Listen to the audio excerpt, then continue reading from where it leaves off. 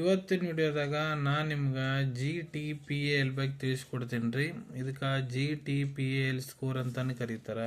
ಯಾರು ಡಾಕ್ಟರ್ಸ್ ಅದಾರ, nursing staff ಅದಾರ, ಇಲ್ಲ ಮೆಡಿಕಲ್ ಸ್ಟೂಡೆಂಟ್ ಅದಾರ, ಗೈನಿಕ್ ಅಬ್ಸ್ಟ್ರಾಕ್ಟ್ ಅಲ್ಲಿ ಕೆಲಸ ಮಾಡ್ತಾ ಇದ್ದಾರೆ, ಎಕ್ಸಾಮ್ ಪರ್ಪಸ್ ಆಗಿರ್ಬೋದು, ಇಲ್ಲಿ ಕೇಶೀಟ್ನೇ ಬರೆಯಾಗಿರ್ಬೋದು, GTPAL ಅಂತ ಮೆನ್ಷನ್ ಮಾಡಿರ್ತಾರೆ ರೀ.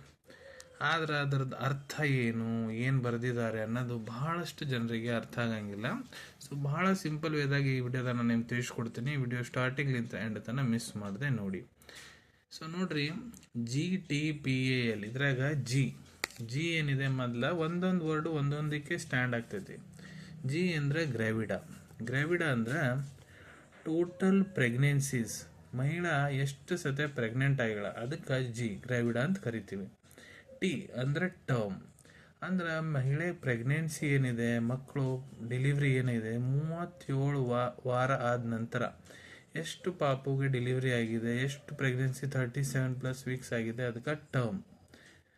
P stand for preterm, ಅಂದ್ರೆ 20 ವಾರದಕ್ಕಿಂತ ಜಾಸ್ತಿ ಮತ್ತು 30 ವಾರದೊಳಗ ಎಷ್ಟು ಪ್ರೆಗ್ನೆನ್ಸೀಸ್ ಮಹಿಳಾ ಕ್ಯಾರಿ ಔಟ್ ಮಾಡ್ಯಾಳ ಅದಕ್ಕೆ ಪ್ರೀ ಟರ್ಮ್ ಅಂತ ಕರಿತೀವಿ. ಎ ಅಂದ್ರೆ ಅಬೋರ್ಷನ್, ಎಷ್ಟು ಪ್ರೆಗ್ನೆನ್ಸಿ ಮಹಿಳೆ ಅದು 20 ವಾರದೊಳಗ ಲಾಸ್ಟ್ ಆಗಿದೆ, ಅಬೋರ್ಷನ್ ಆಗಿದೆ, ಅದಕ್ಕೆ ಅಬೋರ್ಷನ್ ಎ ಅಂತ ಕರಿತೀವಿ.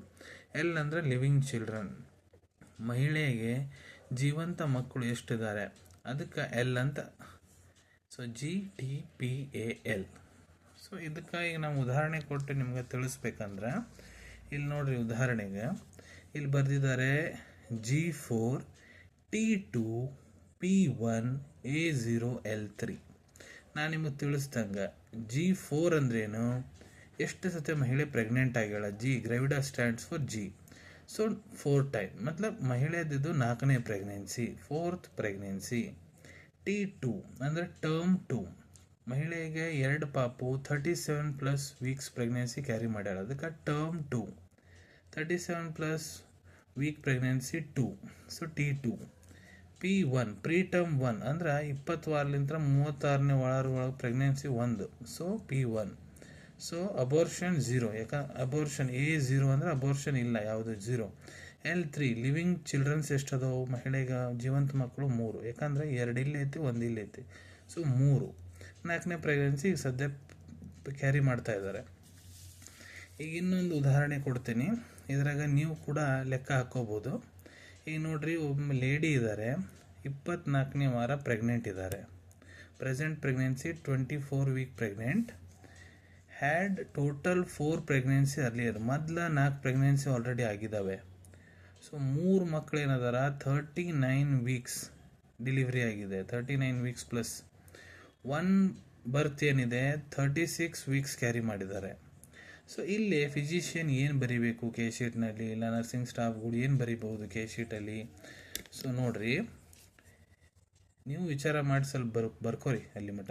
So lady 24 weeks pregnancy carry ಮಾಡಿದಾಳೆ, ಮೊದಲ 4 ಪ್ರೆಗ್ನೆನ್ಸಿ ಆಗಿದೆ. ಸೊ ಟೋಟಲ್ 1 ಈಗ ಪ್ರೆಸೆಂಟು, 4 ಹಳೆವು 5, ಸೊ G5 ಆಗ್ತೈತ್ರಿ. ಸೊ 3 ಪ್ರೆಗ್ನೆನ್ಸಿ ಏನಿದೆ 39 ವೀಕ್ಸ್ ಪ್ಲಸ್ ಕ್ಯಾರಿ ಮಾಡಿದ್ದಾರೆ, ಸೊ ಟರ್ಮ್ 3 ಆಗ್ತವೆ.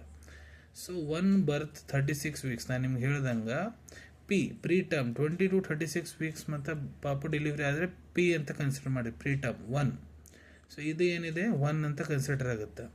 ಅಬೋರ್ಷನ್ 0, ಜೀವಂತ ಮಕ್ಕಳು 4, 3 1 4, 5ನೇ ಪ್ರೆಗ್ನೆನ್ಸಿ ಈಗ ಸದ್ಯ ಕ್ಯಾರಿ ಮಾಡ್ತಾ ಇದ್ದಾರೆ. So G5 T3 P1 A0L4.